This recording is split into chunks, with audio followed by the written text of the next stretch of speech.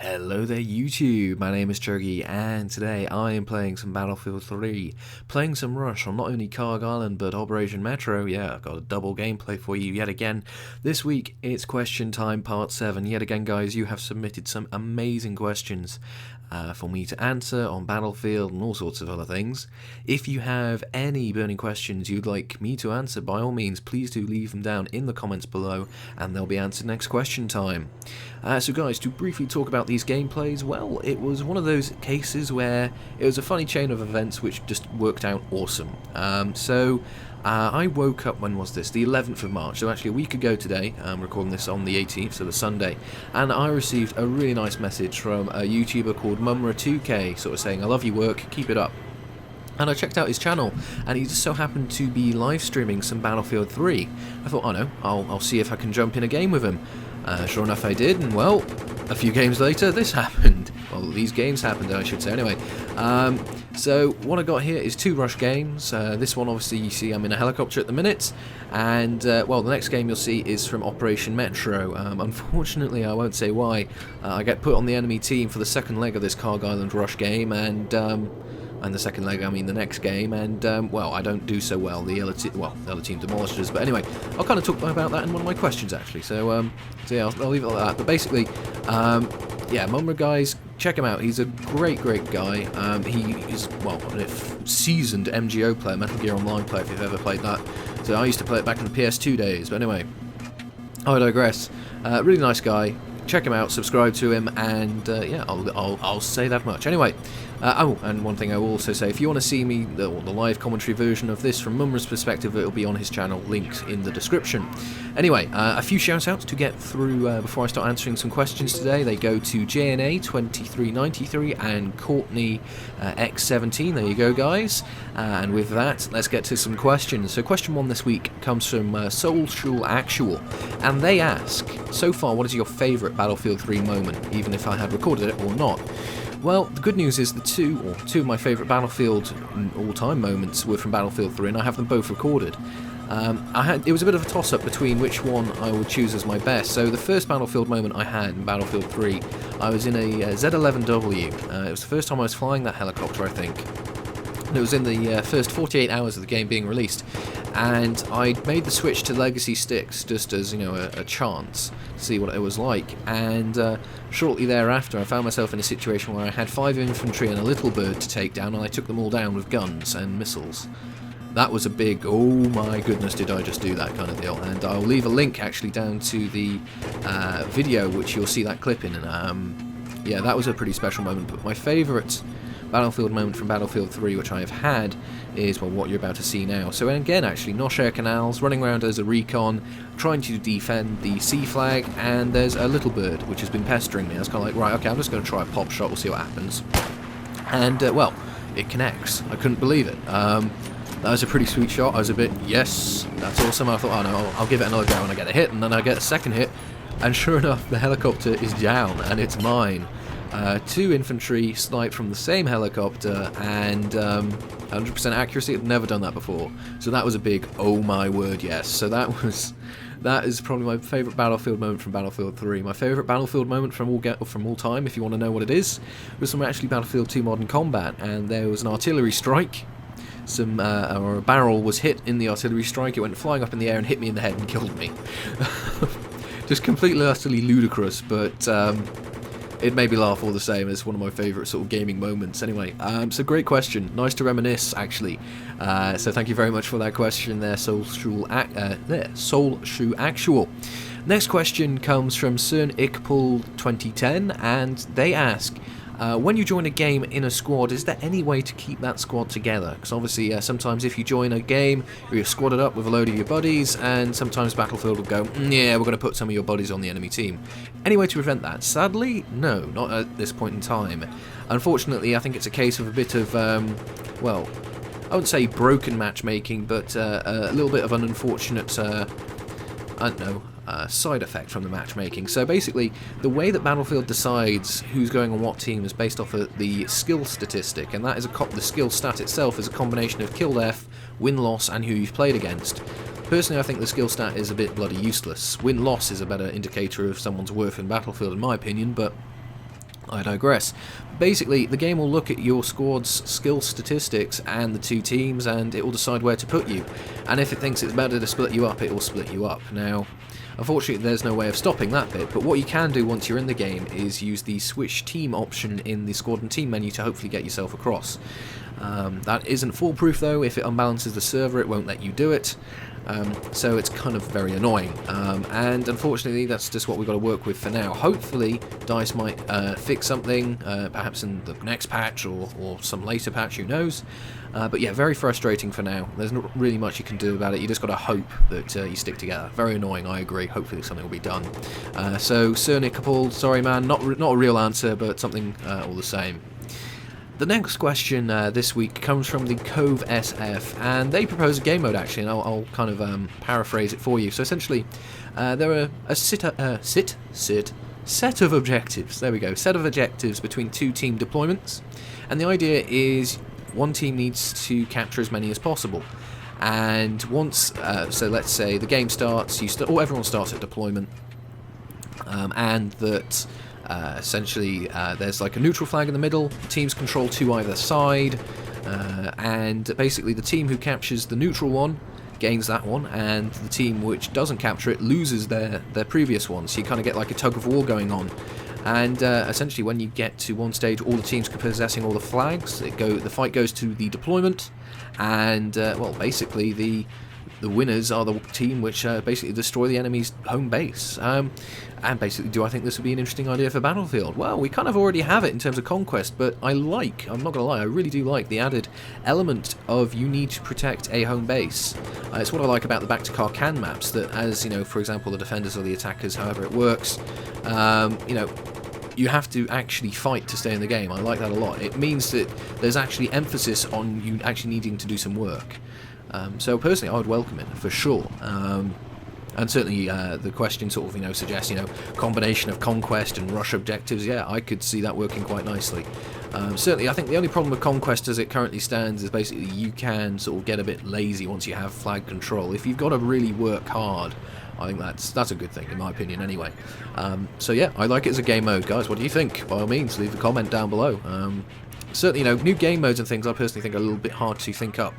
Especially for first-person shooters, but still, you guys have sent in some really cracking ones over the past few weeks, so thank you for that. And in fact, I think there's one about King of the Hill mode in a minute, so I'll talk about that in a minute. Anyway, thank you very much for the question. Next question this week comes from One Brought Down, and they ask, if you could drive some of, if you were the parked civilian cars on the map, what do I think about that? Well, to be honest, it could be potentially a very interesting aspect. Battlefield 2 Modern Combat allowed you to do that, actually. There was, I think it was a pickup and a sedan, which were sort of randomly parked around the map, and you could jump in them. They were pretty quick, they're pretty agile, no armaments on them, no 50 cal or anything like that, but they allowed you to get away with some interesting things, let me put it like that. Basically, because it was unarmed, sometimes you'd be able to sneak around people, because they wouldn't sort of spot you as a threat, because you didn't have a weapon mounted on the vehicle. Certainly, I think in moderation, so for example, some of the scenery parked cars, I mean, for example, Carg Island, I mean, there's a car park right below me now, I'm not sure if you really caught it, but there's a couple of vans, a vehicle, you know, it'd be interesting to see if you could use those perhaps to quickly flank the enemy, I don't know. Yeah, I see no harm. It has to be done in moderation, of course, but yeah, it's certainly an interesting idea. Again, you know, in moderation, I don't see a problem with flying body at all.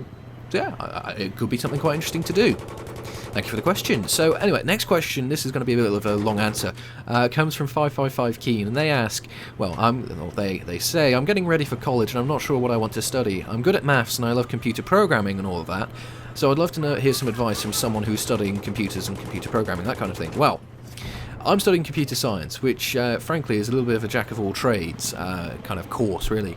Because in terms of computers, we do programming, we do formal logic, we do business, we do maths, we do electronic engineering, we do a little bit of everything. And basically, it's an incredible course. If you want to do both, CS, I'd say, is probably the way to go. Obviously, depending on which university you'd like to go to, that kind of thing, that kind of specifies what exactly you'll be doing.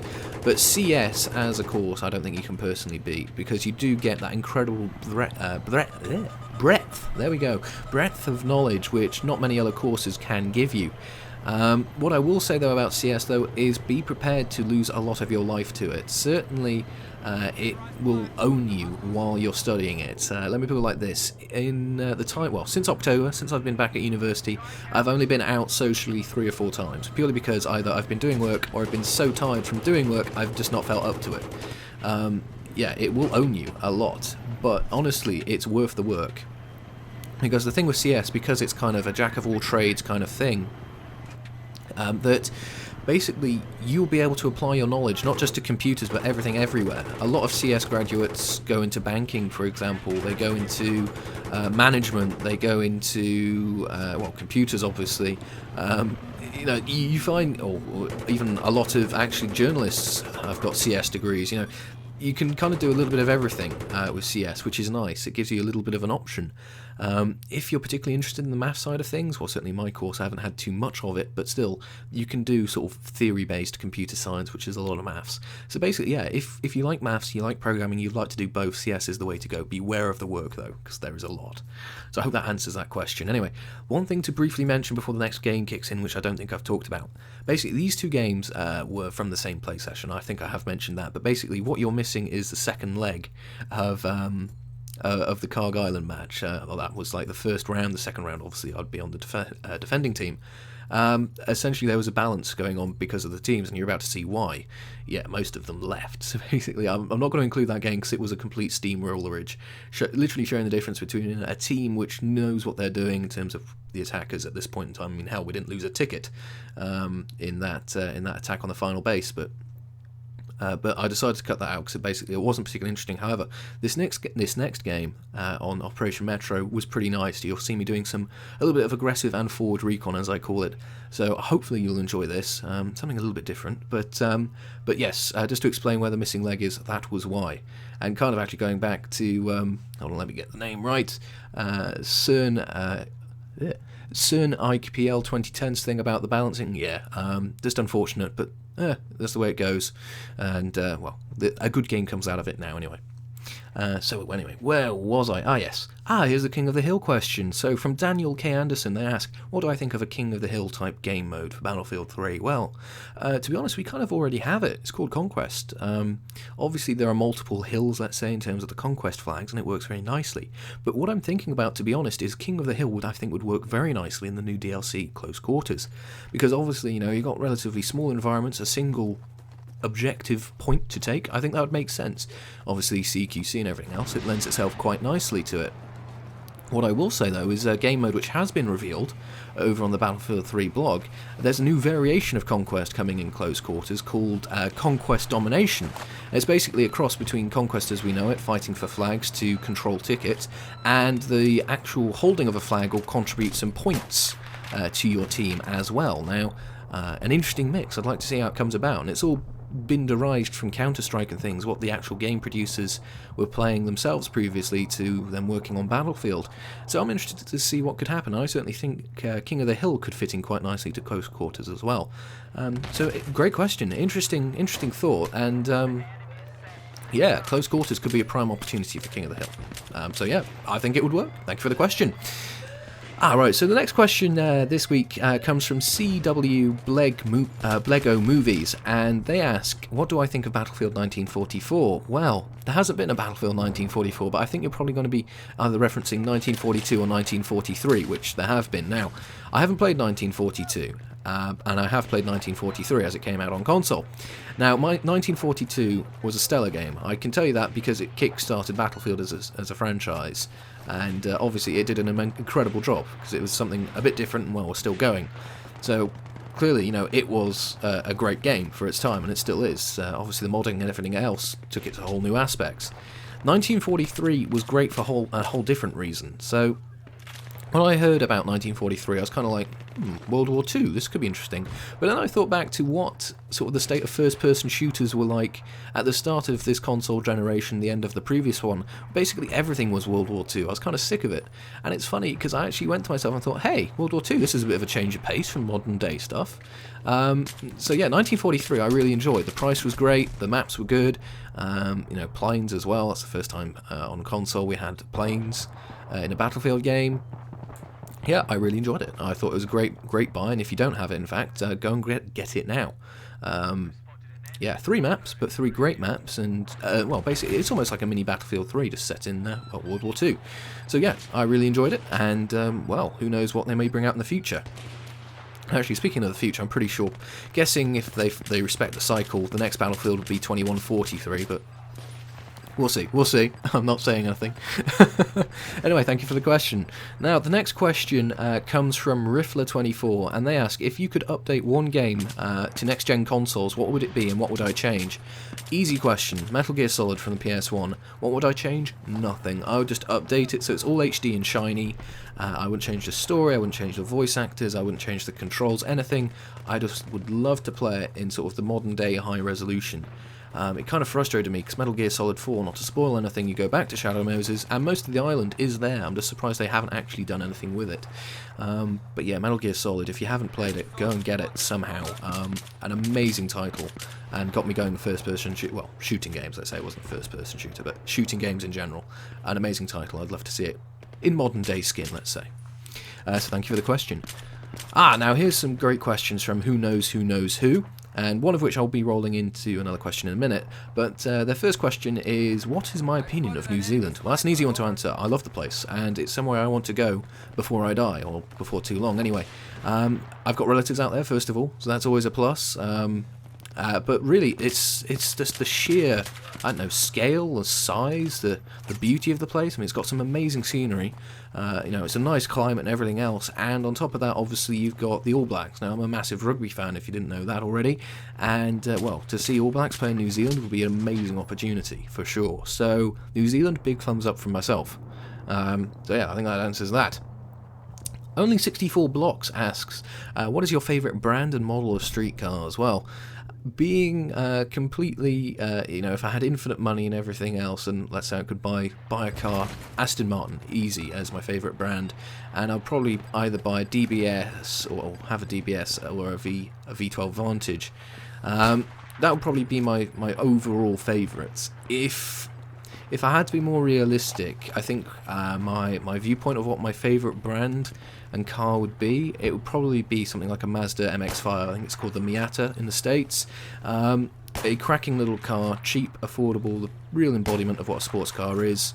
The reason I changed my mind really is that you can only, in my opinion anyway, you can only really gauge your favourite based on your current situation. So, you can aspire to have a really expensive car, for sure, but it'll never happen.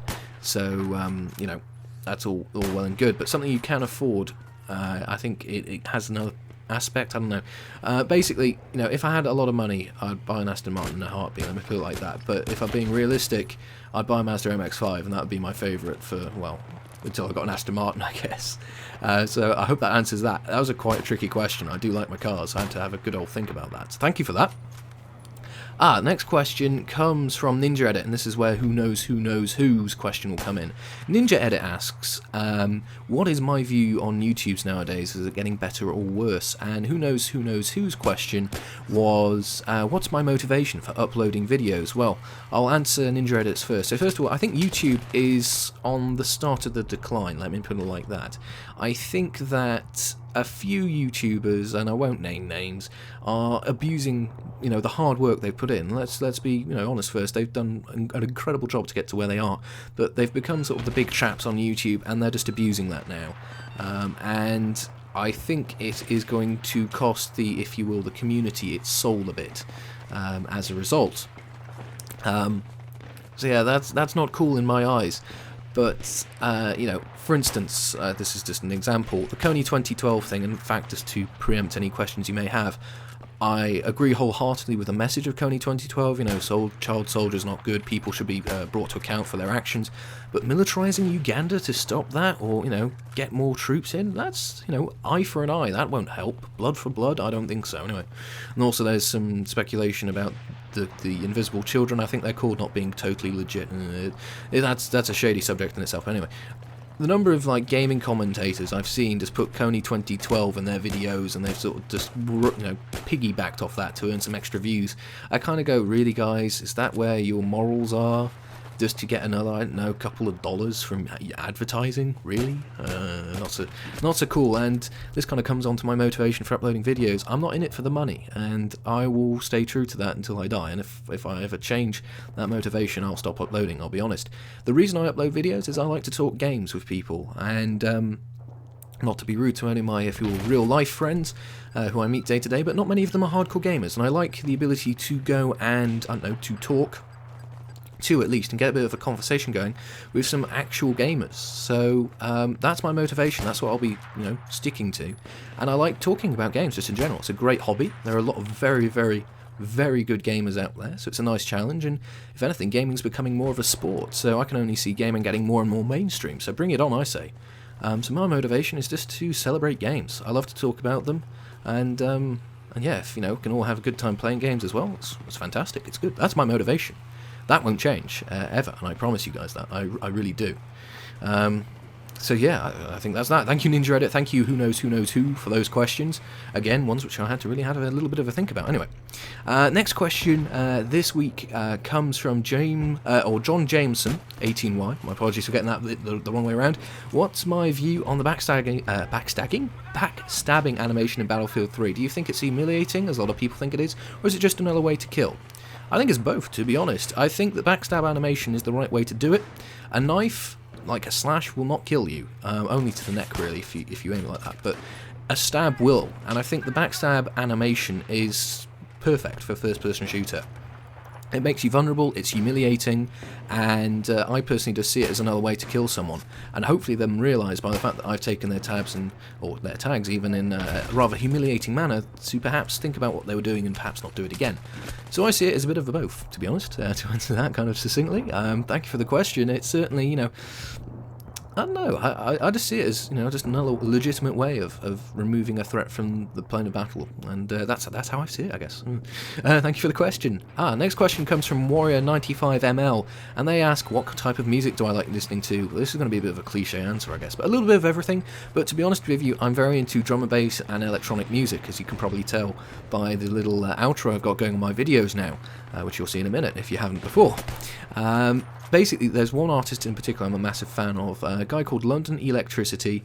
Type London Electricity and Meteorites and you'll get what I mean by the music. Incredibly melodic drum and bass, you can just get yourself lost in, it's wonderful. And a good bit of wub-wub as well from some dubstep or something wouldn't go amiss, I guess, but yeah, a little bit of everything is the honest answer, so thank you for that. Sorry it's a bit cliche. Alright, next question comes from Mark APLJHI, I think that is, and they ask, what do you think about GTA 5 and when do you think it'll be released? Well, I won't lie, I am very hyped for GTA 5. Again, it's one of these games where you have the opportunity to do something that in real life you'd never dream of doing, and I can only see that as, well, a good thing. Obviously, if it means people don't, stop, what's going on with my tongue? It's gone mad. If it stops people carjacking or something like that in real life and replace it virtually, I guess, obviously, people wanting to carjack in the first place is perhaps an issue, but at least it doesn't happen in real life, It's one of these games which give you opportunities to do stuff which you'd never think of doing IRL. So yeah, GTA 5, I'm a big fan of the GTA series just in general. GTA 5 I'm particularly hyped for, not gonna lie. And yeah, in terms of release, probably 2013. Rockstar, they like to take their time with the games. I have no problem with that. Get it right the first time, all that jazz. Bring it on, I say. Really looking forward to it. And yeah, 2013 I'm expecting, probably mid-2013, perhaps early. We'll see. Oh, bloomin' hell, I'm running out of time. Yeah, I'll answer this next one quickly from Megadude599, and to continue his question about snow maps and things, last question time, what kind of weapons I'd like to see on a snow map? I've got one for certain. That's the Arctic Warfare variant of the L96. Well, specifically designed for Arctic Warfare conditions. Would be very nice. Anyway, my apologies to Radmos1979 and the PEM1. I'll get to your questions next question time. That is a promise. Unfortunately, I've run out of time for this week. Anyway, guys, thank you so very much for watching. As always, if you have any questions you'd like to ask me, please, by all means, do leave them down in the comment section below. If you could dislike the video, whatever you believe it deserves, that'd be fantastic. And next week's challenge, Chuggy? Defibrillator kills. Interesting. Anyway, guys, thank you so very much for watching. I've been Chuggy. I'll see you out on the battlefield.